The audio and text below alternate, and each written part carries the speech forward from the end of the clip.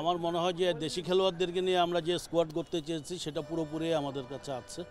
এর বাইরে দুই একজন যারা গিয়েছে আমরা আমাদের উপর নিচে ব্যালেন্স করার জন্য আমরা দুই একজনকে হয়তো টিমের বাইরে রাখার চিন্তা ভাবনা আমরা করেছি।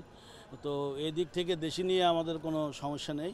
তো ক্লাব অথরিটিকে দলবদলের আগে যে বিষয়টুকু আমরা বলতে চেষ্টা করেছিলাম আমরা যে আমাদের, তো সেটা হচ্ছে যে আমরা 3 জন বিদেশি সংযুক্ত করতে চাই দেশি খেলোয়াড়দের সাথে। সেই অনুযায়ী দিয়াবাতে দলের সাথে সংযুক্ত হয়েছে। আরও দুজন, একজন মিডফিল্ডে এবং একজন উইংয়ে এভাবে পরিকল্পনা নিয়ে আসলে এগোচ্ছিলাম। তো ফাইন্যান্সিয়ালের কারণে আপনার ক্লাব অথরিটি এখনও পর্যন্ত আমাকে ছাড়পত্র দেয়নি বাকি দুজনের জন্য। আমি অপেক্ষায় আছি। আশা করি যে এই ম্যাচটাতে একটা ভালো কিছু করবে, যেটা হয়তো তাদেরকে আরও উদ্বুদ্ধ করবে এবং বাকি দুজন খেলোয়াড় যাতে আমি সংযুক্ত করতে পারি এবং এটা একটা যে পরিকল্পনা নিয়ে আমরা আগাচ্ছিলাম সেটা যেন সফল বাস্তবায়ন করতে পারি। না, আমরা সেদিকে আমাদের দৃষ্টি রাখিনি। আমাদের যে লোকাল প্লেয়াররা আছে তাদের মধ্যে থেকে একটা শক্তিশালী দল গঠন করার পরিকল্পনায় আমরা গ্রহণ করেছি। তো সার্কভুক্ত খেলোয়াড়দেরকে আমরা সেভাবে বিবেচনায় নিইনি। তবে একটা জিনিস মাথায় রেখেছি, যেটা আন্ডার এজ একজন প্লেয়ার যে আন্ডার 20 খেলতে হবে সেটা মাথায় রেখেই আমরা কিন্তু আমাদের দলে 5 জন আপনার সেই আন্ডার 20 খেলোয়াড়ও রেজিস্ট্রেশন করেছি, যারা হয়তো ওই যে যাকে একজনকে মাঠে রাখতে হবে সেই যে একজনের ওই পজিশনটুকু কভার করতে পারে। আচ্ছা, আর যেটা বলছিলাম যে আপনার এএফসি কাপের যে বিষয়টুকু, সেটাতে গিয়ে আবাহনী এখানে আপনারা জানেন যে এই দেশের সবচেয়ে সফল যে টিমটি এএফসিতে সেটা হচ্ছে আবাহনী।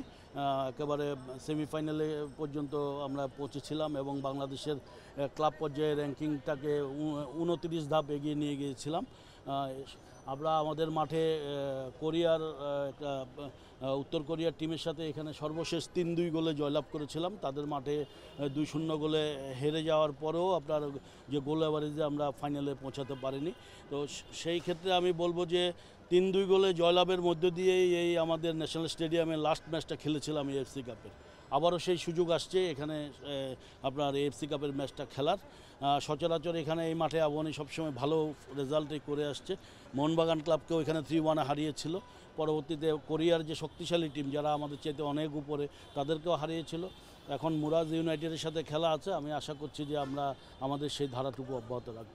টিকিটের বিষয়টুকু আপনার অনলাইনে টিকিটের আপনার ছাড়া হয়েছে। আমি তো দর্শকদেরকে বলবো, যারা আছেন আবাহনী প্রেমী শুধু নয়, সারা বাংলাদেশের ফুটবল প্রেমী দর্শকদেরকে বলবো, দেশের খেলা এটা। তো আপনারা সবাই মাঠে এসে উদ্বুদ্ধ করেন খেলোয়াড়দেরকে। টিকিট আপনাদের অনলাইনে অ্যাভেলেবেল আছে। আপনারা যে কোনো সময় এটা যে বন্ধ হওয়ার কোনো সুযোগ নেই। আপনারা আপনাদের মতো করে টিকিট কেটে নিতে পারেন। এটা অ্যাড্রেসটা তো আবার আমাকে বলতে হবে। কুইকিফাই যে একটা, হ্যাঁ, কুইকেট আপনার ডট, ওইটা আপনার আমার মনে হয় যে আপনাদের দেওয়া আছে এবং আপনাদেরকেও আছে, আমাদের পেজেও আছে, আপনি অবশ্যই পাবেন। না, অবশ্যই আছে, আপনাকে আমি এখনই দিয়ে দিতে পারবো, আমার এখানেও আছে।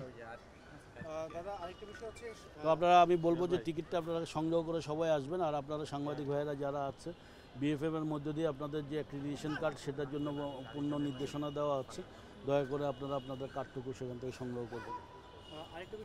আমি মূলত যেটা নিয়ে তাকে আমাদের যে চিন্তাভাবনা নিয়ে আমরা তাকে দলভুক্ত করেছি, গত 4টা মৌসুমে সে সবসময় হাইয়েস্ট স্কোরারের লিস্টে ছিল।